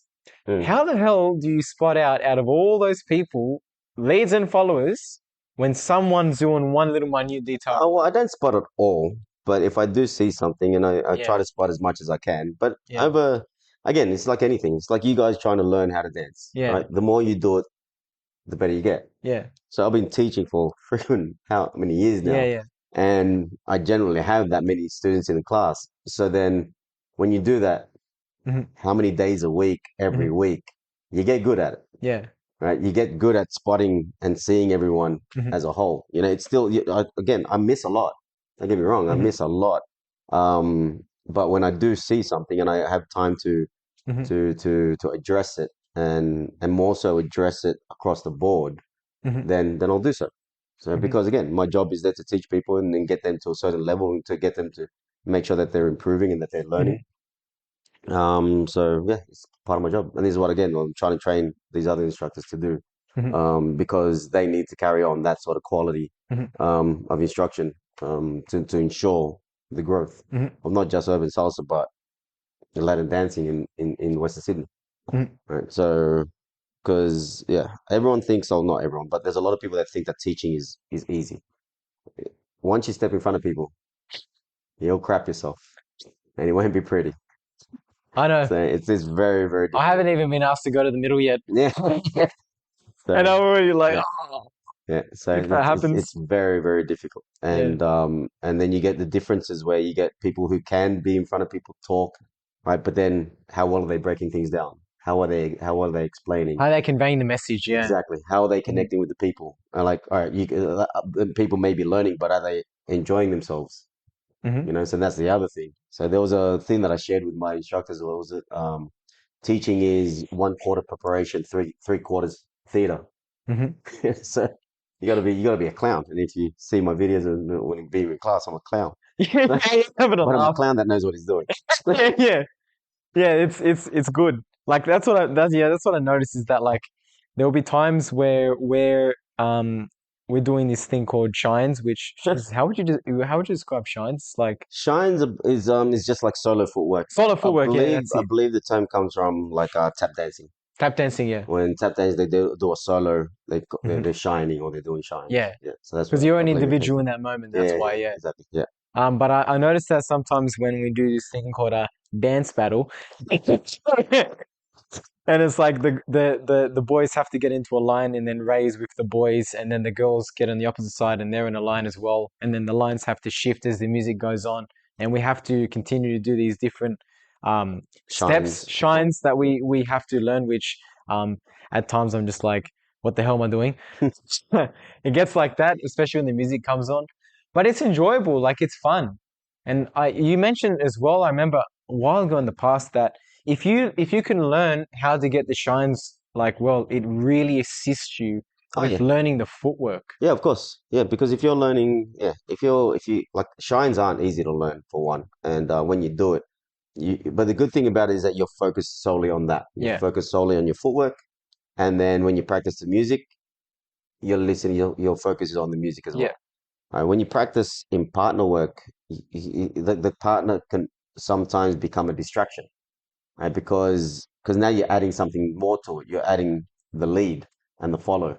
So hmm, if you can take that away, which is a big part, right? And then you can practice your shines, which is your footwork and the timing. hmm, Then and you get really good at that. Then when you partner up, hmm, then all you really have to focus is on your lead hmm, or follow. hmm. So then, because once you don't have to think about your footwork anymore, Yeah, it's so much easier. It's like in soccer when you Yeah, don't look down at the ball yeah, exactly. when you have Yep. your head up. And The you hear me all same. the time. I compare this to sports, Yeah. and that's why you got to practice. You got to practice and practice, Yeah. practice on fundamentals, Hmm. practice all these little things that people take for granted, Hmm.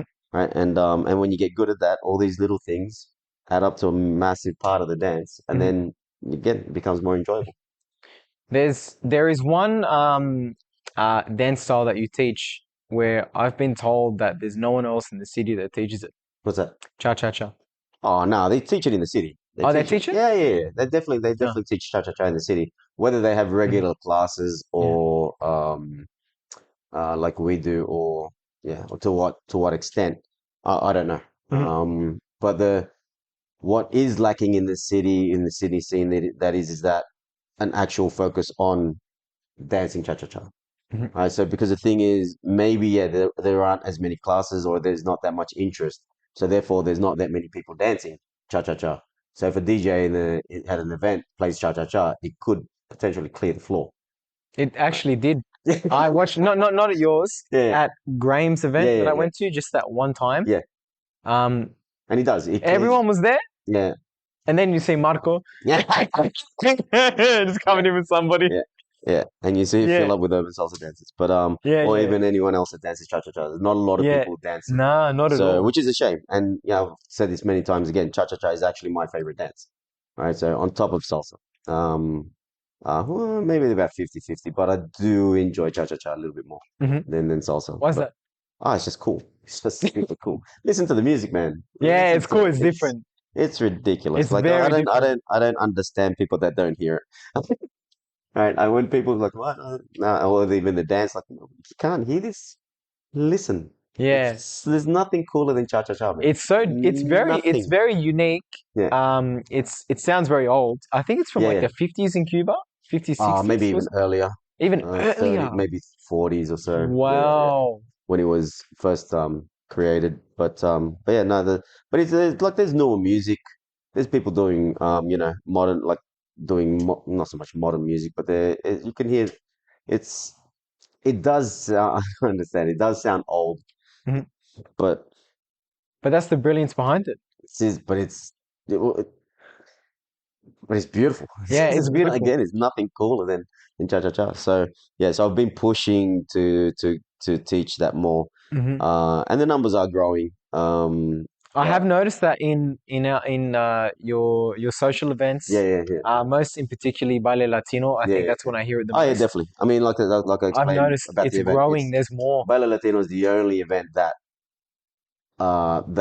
like you're going to get a good number of cha cha cha songs because we Yeah. essentially do the rotation. Like it's loosely like we may stray a little bit from the rotation, but generally we're Mhm. playing two salsas, two bachata, a cha cha cha, and a merengue. Merengue, All right, merengue. so you're definitely within 5 songs, or was it two? Yeah, Yeah, within yeah. 6 songs, It's you're there. definitely getting a cha cha cha, 100%. Hmm. Right, and then what's it called? And then yeah, and then we're bringing back sort of the love for merengue, and because Yeah, again, a lot of like you'll never hear merengue at a city event, never ever. And you know what? never. For me personally as well, I think that's really, for me, it's shit. It's a travesty. It's shit. It's a bit of a tragedy actually, I think, because for me, growing up in the 90s and early Mm, 2000s, my parents, they used to take me to uh, our uh, our Uruguayan friend's house mm. because my dad, when he first came to Australia from Chile, um, he met a couple of Uruguayan friends and Chilean friends, and they became friends for a long time. Yeah, yeah, And yeah, then after I was born, they were even closer. And so all of their kids would all be there. And then, we would go to that one guy's house in Liverpool. We'd have like a massive yeah, yeah, barbecue, Coronas, wine. yeah. I mean, not me. I was just playing video games. But then I would Sure. come, but then, I mean, then again, it was the 90s.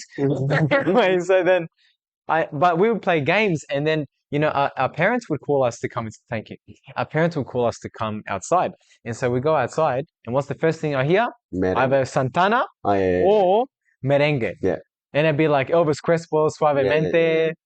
Pintale. Bésame, yeah, but like that, those songs, and like that's just for Like, how me can you not personally. enjoy it? So many How can Latinos, you not it is love it? part of our childhood. It Yeah, yeah, is yeah, yeah, instilled deeply in yeah, our yeah, childhood. yeah. And that's the thing. Like, and it's one. It's just fun. It's so simple, Yeah, and you can just have fun with it immediately. yeah, Right? You don't have to do the classes. Like yeah, if you learn a little bit, then great. yeah, But that's it. You can just jump in yeah, and just enjoy it. yeah, Like you don't like salsa, like you mentioned, can become stressful. yeah, With cha cha cha, you have to learn how to do yeah, that. Merengue is just 1 2 1 2. You yeah, just boom boom. It's just having yeah, fun. It's a why would you look down on that? yeah. Why would you Nah, not not include that? it. It's crazy, but Yeah. it's what it is. Hmm. So again, with that's why created the Baile Latino Hmm. event and made sure I included those two Yeah, to get people dancing it again and dancing cha cha cha and merengue again because yeah, it's like how can you? I mean, it's a Latin dance. yeah, How can you be a Latin dancer yeah, and not enjoy yeah, merengue or not be able to dance cha cha cha? yeah. You know? I feel like for me too, when I go to the social events as well, I feel like I'm going into a time machine. Yeah, I feel like it's a portal yeah, into my yeah, yeah, past, yeah, yeah, yeah, but just with different people involved. yeah, yeah, yeah, yeah, Because there's so many times where, even some bachata songs, like I'll be singing them to myself, yeah, or like a salsa song, yeah, yeah, I'll be dancing and singing, and then yeah. just and the followers just like What? what, what, like how, Yeah, and the merengue, every single song I know them. yeah. Yeah, Yeah, so yeah, and it's that's what again we're trying to bring back, and especially being in Western Sydney as well. There's a lot of Latinos out here, there are so many you of know, us out here, and and so um many. and to be able to play, merengue for them to, because again, a lot of Latinos actually don't know how to dance salsa, I'm gonna right? be honest, this is true. Yeah, right. They say, Yeah, but then, yeah, they don't actually. yeah, They may dance to salsa music, but they yeah, don't actually dance salsa as we yeah, know it. yeah. I But used to think I knew it. yeah, I used to think that I used to think I knew everything. yeah. And then I one day I was like, you know what, I should actually go and learn, see if Mm, I actually know what I'm doing. yeah. And then I go to your beginners class, and as soon as I get there, I'm like, I got no idea what I'm But doing. that's the thing. It's not like, yeah, people don't understand salsa is actually a North American dance. Yeah, It yeah, yeah. has This is an interesting point, actually. it has its origins as like from Cuba and such, and the music obviously from Puerto Rico and Cuba and such, and Mhm, but it was developed in North America. mhm. Even in Cuba they don't call it salsa as far as I know, and they call it casino, right? And the music isn't called salsa; it's called timba, Timber. Yes, yeah, yeah, timber. right? That's right. So what's it called? Yeah, look, a lot of Latinos do have the rhythm, Hmm. but that's because, like you said, you grew up with it, Hmm. you know. But to think that every Latino knows how to dance salsa or has rhythm is like saying, every Chinese person knows kung fu, or every Japanese person knows karate, Yeah. or every Filipino can sing. I can't sing. I can't. Every Filipino can sing. I suffer from FCS. It's a condition, bro. You ever heard of that? Filipinos can't. Sing. Filipinos that can't sing. It's a real condition. Right? And it's not P Filipino, it's F Yeah. as well. But yeah, so it's Wow. yeah, so It's my point. it's the It stereotype. I is, know it what you is. mean. Like Yeah, it's a stereotypical thing. I understand, and yeah. it is true. Like not all South Americans like know what's up. I think there was a point I was coming back to you earlier about with Graham's event. So I was at Graham's event, and Carol Hmm. Carol told me to do his intermediate what are they called? Internet The class intermediate workshop, class, which I got absolutely hammered in yeah. because that's all your level 4 content. Ah, yeah. And I was Not too much, and all of I it, was but like, oh, a lot of it it's was. at, Oh, a lot of it yeah, was. Yeah, it was like level 4 for you content, and I was getting hammered, right? Anyway, I danced, I had my fun and stuff like that, but I was like, damn, these people were elite level. And yeah, then yeah. I went to a Latino club called Candy. I Oh went yeah, there yeah, yeah, after, yeah. right? And I went Is there. that the one that was that Shark Bar? Eh, Shark Hotel? yes, that's Yeah, right. yeah, There. yeah, I went to that one. And you know how you said that Latino events, they don't really play salsa yeah, yeah, yeah, or yeah, yeah, merengue? It's true. yeah. Yeah. But luckily, at the time that I got there, They'll play a few. that was the rotation that Yeah, it was yeah, on. yeah, And so when I went there, like you're watching all these people dance salsa, and I'm just thinking to myself, like, where am I now? Like where I was before. yeah, But there, like it's not the same. No, it's not. It's completely not the same. Yeah, It's completely different. And that's the point you make, that not all Latinos like they mm, know. yeah, It's a rhythm thing yeah, yeah. that they understand. And like Yeah. they may be able to lead and follow because they've Hmm. learned how to do it on the fly or on the Yeah. dance floor. But the way we do it in, in the salsa scene or the Latin dance scene, it's very structured, as you as Hell yeah. as you've realized, Hmm. as you've learned. It's very, very structured because again, because you need structure to learn. You Yeah. need structure to teach something.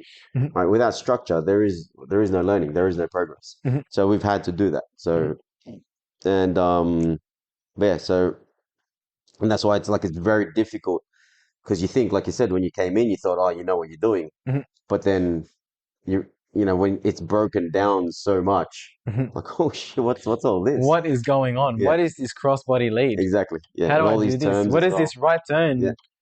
What are What's this all linear business? what is this linear business? What is this Cuban Yeah, salsa? What is this all this other stuff? It was like it really like yeah. My brain actually when I go into to do the class sometimes like my brain is fried when I come out. It's yeah. the thought that like I feel like I think it way harder in 1 hour in your classes than what I do at work sometimes. And I don't know if that's a good thing. It's a good thing. I It's a think it's good a thing. great It's a thing. good Yeah, thing. it's a It's a good good thing. thing. It's because it's a challenge, Yeah, and yeah, that's the yeah, yeah. best part. Yeah.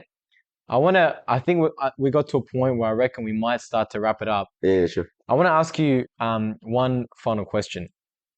What do you what why do you believe that people out there in society at the moment, why should they go to learn salsa, bachata, cha-cha-cha at your school? Why do you believe that they should go there? Uh, I wouldn't even go to the point where they should learn at Urban Salsa. But if Yeah. you do, thank you. But I think it's just the benefits to learning salsa and bachata, or any partner dance for that matter. Mhm. There's just so many benefits to it. Mhm. There's so many benefits. I mean, even just for the older people, there's studies out there that say that it staves off, or it prevents, not prevents, like it reduces the chances or the onset of Alzheimer's and Parkinson's even, right? Because again, like we spoke earlier, it's creating those new neural pathways. So when you're learning something, Okay. it's creating brain activity. As long as you're doing that, then your brain is still developing in a sense or growing. Or again, I'm not a doctor or anything like that, Mhm. but yeah, so there's studies out there that's proven that. Um, and yeah, again, all the benefits where you're actually up and around, you're moving, so you're exercising. Like it's not when you're in class, it's not a strenuous exercise, but it'll probably be as much as walking around the block, I'd say so. right? Yeah. So Mhm. and that's a good thing, especially when you get a lot of people who sit down in the office all day, they don't do any exercise They at need that. all, Yeah. right? So even just doing a walk around the block for them, it was like, no, I don't want to do that. But if you with dancing, you get at that much exercise, probably more, Mhm. in a salsa or bachata class, right? So and then so that help that the physical benefits are all there, Mhm. right? With your posture, with your footwork, your steps, everything, right? And then you got the social interaction, right? So a lot of people now they're all on their phones. They're probably watching this on their phone, right? Right, and they're on their devices, and they're just constantly on it. Everyone lives on their device now. When you're in class, that's the Nah, last thing that you touch. it's out of touch. Yeah. Yeah, it's out of it's put away. If it's in your pocket, you don't touch it, right? So and you're physically, connecting, With physically people, connecting with yeah. someone. You're making eye contact. You're talking to someone. You're making the social connections that a lot of people lack now, Yeah. right? Oh, So that's a fantastic point. yeah, and Yep. so you got the brain activity, the physical, the emotional, and it's just challenging. It's really, really challenging to so it's and so if you're looking for a challenge, and then when you put all of these together, again, all the benefits is just it's how can you argue it? Hmm. You could, because if you take up another sport, like you get people that take up rock climbing or meditating or other sports, team sports and such. All those have factors of what you get Hmm. here. Hmm. They don't have all of them. Hmm. Whereas dancing and partner dancing in particular does, Mhm. right? And then on top of that, yeah, you got the community. You're making friends with so many other different people. You're Mhm. making connections and making friends with people that you probably never ever would have Ever anticipated yeah, you would meet? Yeah. yeah, you got like there is no niche in Latin dancing in Mhm. salsa, right? You look at it, like you look at the age. They've got people from even some teenagers, but from 20 up to 70, Yeah. right? It's It's across the board, broad. and Yeah. then there's like we do actually get a lot of doctors in, right? But how many friends do you have that are doctors? A lot of people wouldn't have. The Yeah. only doctor they know is the one they go see at the GP. I think it's, yeah. And then There's we got networking. some Yeah. lawyers, we got Mhm. engineers, stuff. Yeah, so the connections you make with, and the part of that, like you said, is network Mhm. is things that you would never ever experience if you didn't come to the salsa class. And again, all those benefits are all in one. In one package. Yeah, In and one package yeah, deal. yeah. So it's yeah. So that's in my mind. That's why you should Mhm. everyone Mhm. should take up salsa. And I always said from the beginning, if everyone danced salsa, there would be no wars. Yeah, there would be no wars because you don't want to start war when you're having a Yeah. great time.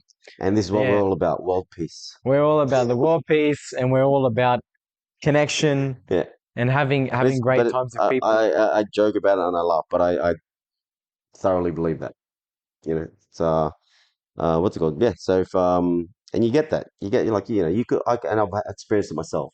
Where I've gone through depression, anxiety and such, but the one thing that really pulls me through is dancing. Every single time. If it wasn't for dancing, I wouldn't be mentally where I am, right? And emotionally and such. So, and this I know this helps a lot of other people as well, and this is what also drives me to do what I do because there are so many things. Like even like I said mentioned earlier, I'm an introvert, right? And there's no way if you told me I was standing in front of 50 people teaching, talking in front of 50 people, let alone teaching them, right?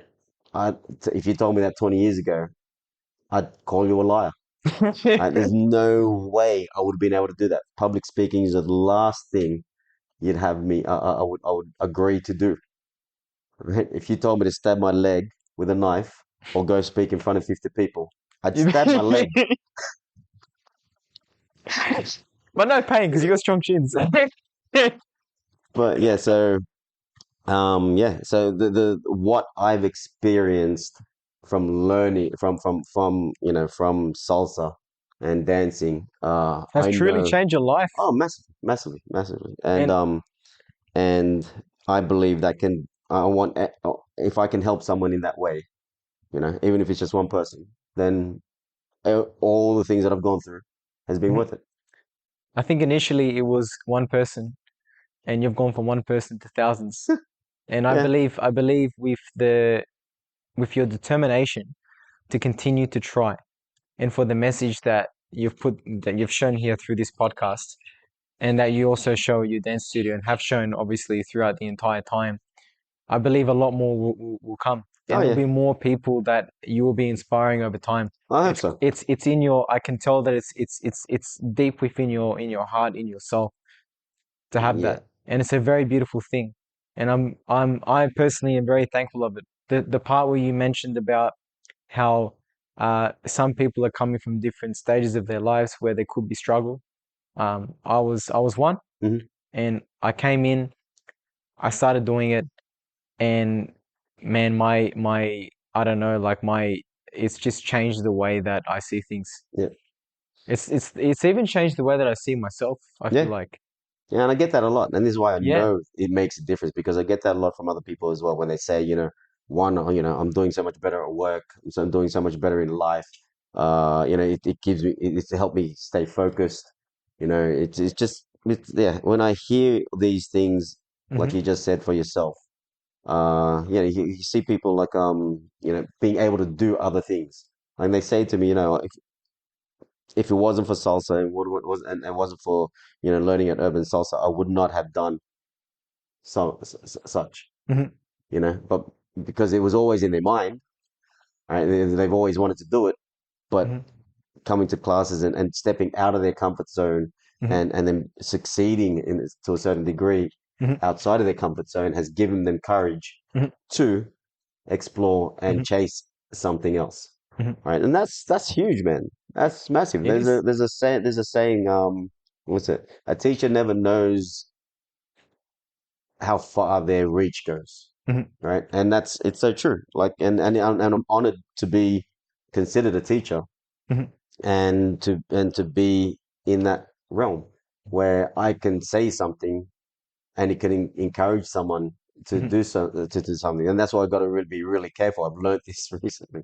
Got to be really careful on what I say and how I say things, because my own personality, I'm very blunt, right? And I say things how I see it.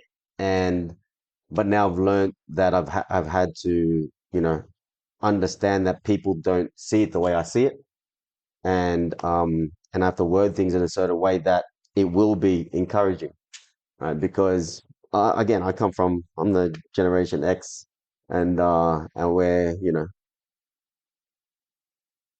it's tough love was the thing, if it will, that's how you were taught. You weren't if you it's coming from a competitive, like playing competitive sports and stuff. It was always pushing each other, and almost in a negative way to push people to go further. Like there was this thing I saw. I'm a massive fan of Larry Bird, and uh and he said something where I think that was in a playoff game, and he walked into the locker room and it said, NBA player? Yep. from Okay. Boston Celtics, back in the 80s and 90s, and he walked in the locker room after they lost and told everyone, "You're all playing like a bunch of sissies, right?"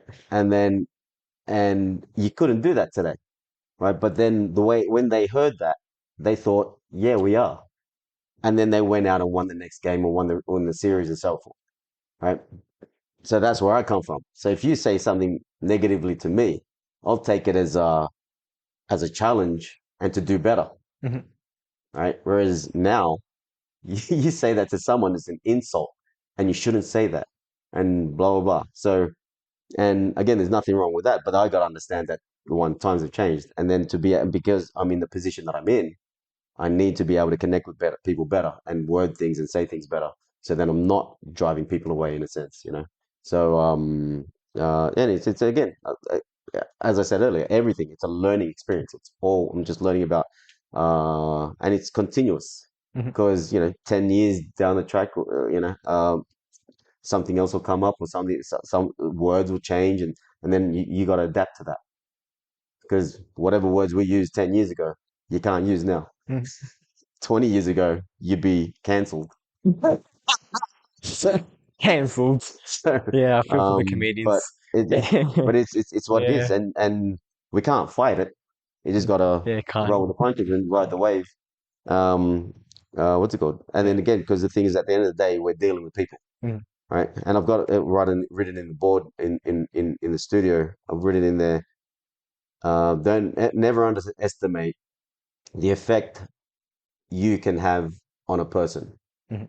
positive or negative, right? Because in that one day, in that one moment, Mhm. you say something to them or you do something to them, you got a choice to either be to have a positive effect or a negative effect, Mhm.